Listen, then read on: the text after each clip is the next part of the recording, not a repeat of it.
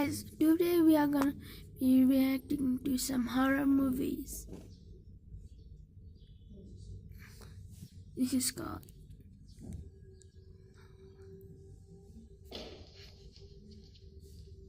This one is called The Wedding Hand.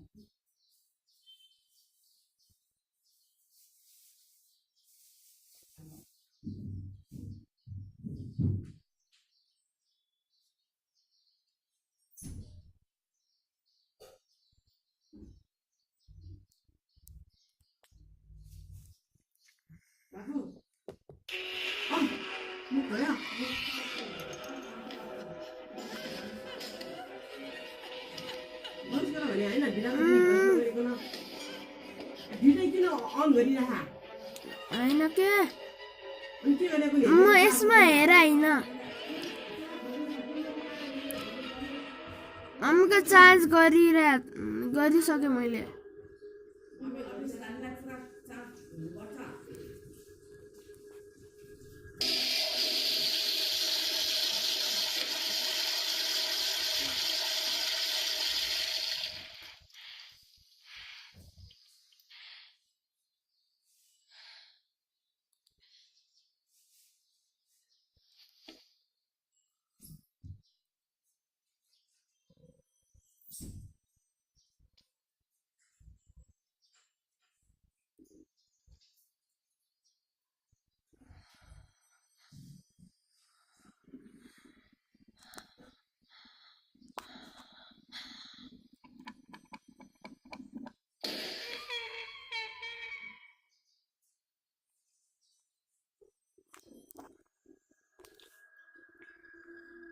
That one is gone. Now we're gonna react to some of this.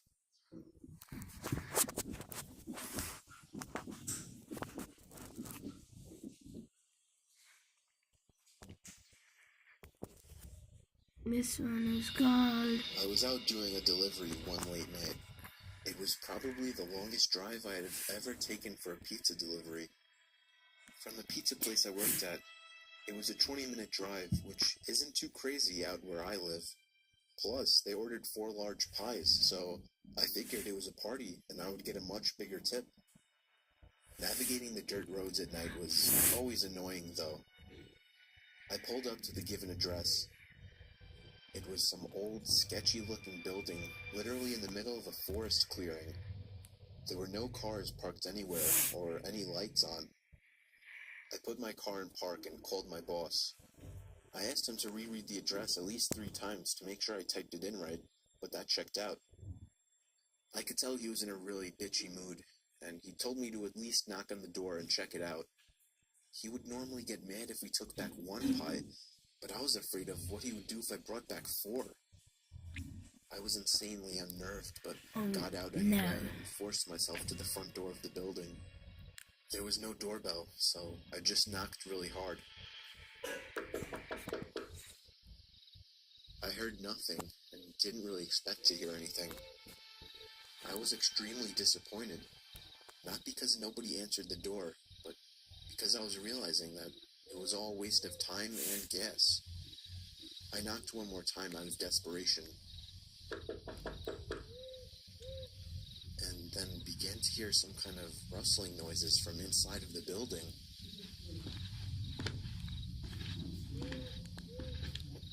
I knocked again and yelled that I was the pizza guy. There was silence now. I felt a bit more uncomfortable now than before. But before I could turn around, I noticed something at the window. There was someone looking through the window. I couldn't tell if it was a man or a woman. All I noticed were their eyes. Their eyes were open wider than I knew possible, staring intently at me. I was disturbed enough by this and dropped the pizzas and ran back to my car. The shitty thing wouldn't start until turning the key for the third time. I drove off the grass and back onto the dirt road, but I felt the car rocking about, shaking and bumping. Something wasn't right. I didn't make it far from the building before I started hearing a sharp scraping sound coming from outside. There was so much resistance that I couldn't even drive. The car came to a stop. I got out of the car to check what the hell was wrong. A chill ran up my spine as I began to feel like my heart was constantly skipping beats. My tires had been slashed and had completely fallen off the rim. Not just the front though. All 4 tires were slashed. I realized somebody did this when I was knocking on the door to that building. Instead of running, I got back in the car and locked the doors. I was so close to that building, I could practically see it from where I was, if it weren't for the trees blocking the view. I dialed 911 and explained everything to the operator. She told me the cops would be over as soon as possible and that I need to stay hidden. I asked her if it was advisable to stay in the car or run, and she told me it would be best to stay in the car with the door locked. She asked me to stay on the line with her until the cops arrived. My whole body was shaking. In all directions, there was nothing but dark, seemingly endless forest. I knew it would take forever for the cops to get there. I was not comfortable with sitting in that car so close to whoever did this. The next part, though, is what utterly destroyed me. It still shakes me to this day, and I hope nobody ever has to experience this kind of fear. As I was scanning all the windows, making sure nobody was outside, I looked in the rearview mirror, and there was the same person I saw at that window. Eyes open wider than ever. I could see now that it was a woman, and I could ever so slightly see a smile begin to spread across her face. I opened my door and full-on sprinted into the woods, not caring how much noise I made.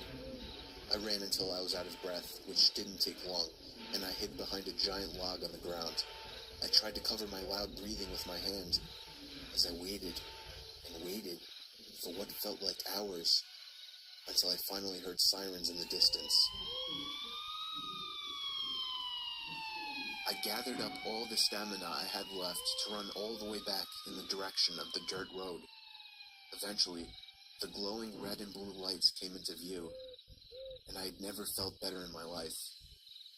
They were parked in front of my car, investigating with flashlights. I came out yelling at them like a lunatic to help me. I fell to the floor and started to gag, almost throwing up from running so much. They picked me up and began to question me, to which I explained everything to the best of my ability. One of the 2 cars drove over to the building, and the 2 officers began to search the building. They came back with nothing except for a couple of spiky objects. These objects were exactly the same as the ones used to slash my tires. The cops guessed that it was some kind of sick, demented couple, being that I saw the woman, but unfortunately they were never found, and that still kills me to this day. I obviously quit my job right after that and started working at a local grocery store.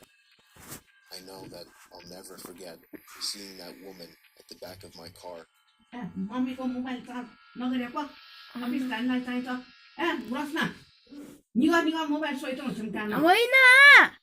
Wojna! Yuk camera! Camera, yuk! 3 months after I turned 16 in 2005, I got my first